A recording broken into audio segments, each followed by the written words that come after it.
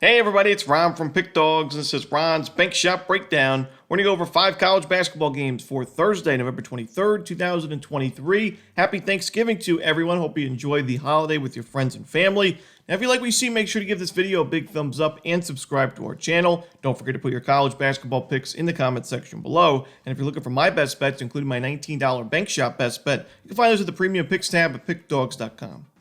Alrighty, let's get into it. Here are the games for Thursday in college basketball. First up, it's Penn State and Texas A&M. This one's going to be 12 p.m. Eastern on ESPN. It's a part of the ESPN Events Invitational.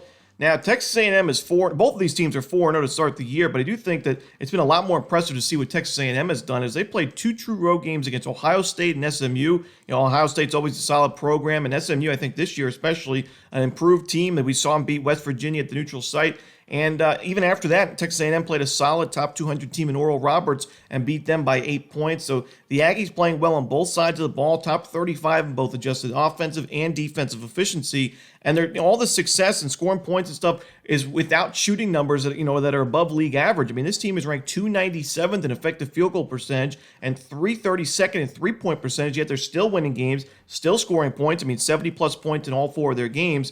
And that's why I think this Aggies team is really dangerous, because I think going forward, we're going to see some positive regression for this offense, and that's dangerous for opposing teams because the Aggies already take care of the basketball. They're 5th in the country in turnover percentage offensively, so only a turnover on 11% of their possessions. They're also the second best offensive rebounding team in the country.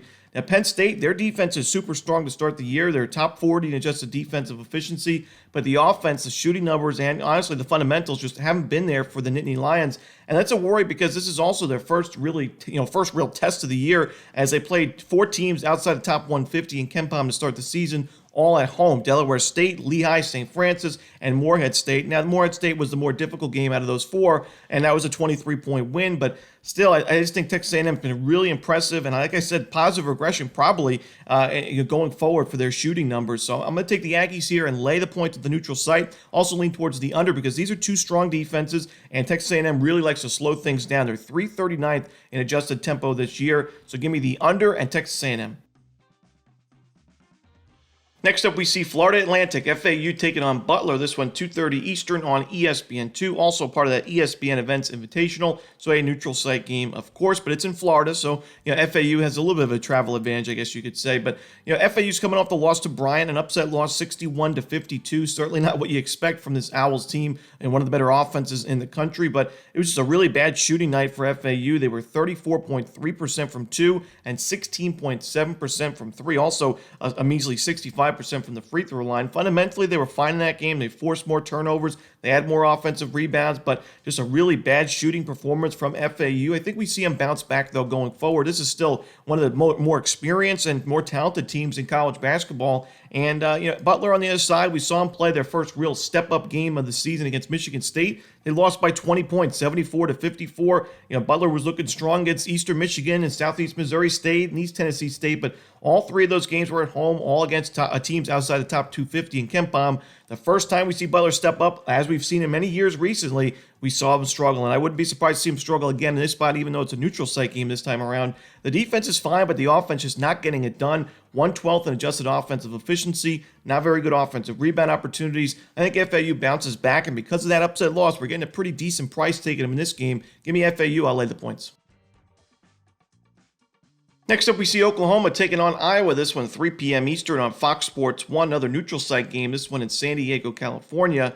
Now, similar to Penn State, Oklahoma is 4-0, 4 wins at home, and 4 wins against teams that are outside the top 200 in KenPom in Central Michigan, Mississippi Valley State, Texas State, and UT Rio Grande Valley. 4 blowout wins. I mean, absolute blowout victories for Oklahoma. But you're playing now a Power 5 team. It's top 40 in KenPom and a solid program under Fran McCaffrey in Iowa. And Iowa, they opened the season with 2 weaker opponents, but then they played Creighton on the road, a true road game. 92-84 was the final score in favor of Creighton, but Iowa covered the spread, and they put up 80-plus points against a very good defense, and then bounced back against Arkansas State, a solid top 170 team. beat them by 14 points in an 88-74 final score. Iowa scored 80-plus points in every game, including 110 against North Dakota. And, the defense is not always what this program cares about too much. I mean, last year we saw them struggle defensively. So far this year, they're ranked outside the top 100. But I think going forward, this defense will improve. They're forcing some turnovers. The shot quality data is not too shabby. And the offense, we know under Fran McCaffrey at Iowa, year after year, very, very strong. They don't turn the ball over much. They get to the free throw line, pretty good shooting numbers. I like the fact that Iowa's played a couple of tough games, and I don't love the fact that Oklahoma has not played a game on the road or on a neutral site yet this season. They're not battle tested right now. I'm going to go with Iowa here, which should be a close game and a pretty entertaining game. I think Iowa grabs the W. Next up, we see Arizona and Michigan State. This one's going to be 4 p.m. Eastern. It's going to be on Fox, another neutral site game in California for this one.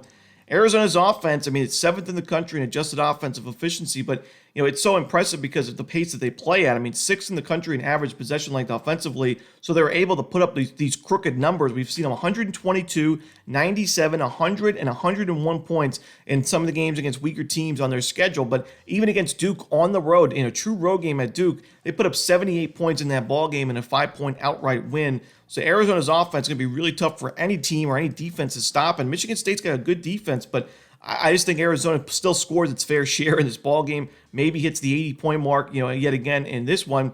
On the other side, Michigan State, we saw them have a sluggish start to the year offensively, especially because their shooting numbers were just so poor. We saw that in the JMU game and even the game against Southern Indiana where they didn't cover the spread, and even against Duke, neutral site loss 74-65. But the last couple of games, the offense started to get going. Even last game without Tyson Walker, who was out with the illness. The Michigan State started to light it up from the perimeter. We saw them go 10 of 25, 40% from three. Exactly what we saw last year from the Spartans, who were one of the best three-point shooting teams in college basketball. Arizona's defense is efficient, but still gives up its fair share of points because of how fast the offense is. So I think we're going to see a higher scoring game here, pretty competitive game. I'm going to go with the over in Arizona, Michigan State. And the final game for the Thanksgiving Day card in college basketball, it's Iowa State and VCU. This one 5:30 Eastern on ESPN2. Now, this is also part of that ESPN Events Invitational, so it's another neutral site game here. And to me, this is pretty much a mismatch. I know Iowa State, we've talked about a few teams that haven't played, a step-up game or they're not battle-tested. Iowa State, you could make the same argument. They haven't played anybody inside the top 250 in the country in college basketball, but still, I just think fundamentally they have a big advantage in this ballgame because they force so many turnovers. They're number one in the country this year against weak opponents in turnover percentage defensively, but even last year when they played that entire Big 12 schedule and played a pretty tough non-conference slate as well, they were number 2 in the country in turnover percentage defensively. So I think in this game against a VCU team that's losing the ball on over 22% of their possessions, Iowa State's going to have a field day defensively in this ball game, and VCU's already ranked 175 in adjusted offensive efficiency, so I just don't think they score enough points to keep up. Iowa State, the issue last year was not the defense, it was the offense not scoring enough points, but this year the offense is much improved. We should see a lot of fast break buckets on the other end for Iowa State, even though they're not necessarily the fastest team in college hoops, but they're shooting the ball well, they're taking care of the basketball, their rebounding numbers are some of the best in the country. Can't say the same for VCU, who's struggling on both the offensive and defensive glass. I think there's a mismatch here. Give me Iowa State laying the points to end the night. And that's it. Those are the games for Thursday in college basketball. Hope you enjoyed this video. And again, I hope you enjoy your Thanksgiving Day holiday. Don't forget to hit that like button and subscribe. And don't forget to put your college basketball picks in that comment section below. And again, if you're looking for my best bets, you can find those at the premium picks tab at pickdawgz.com.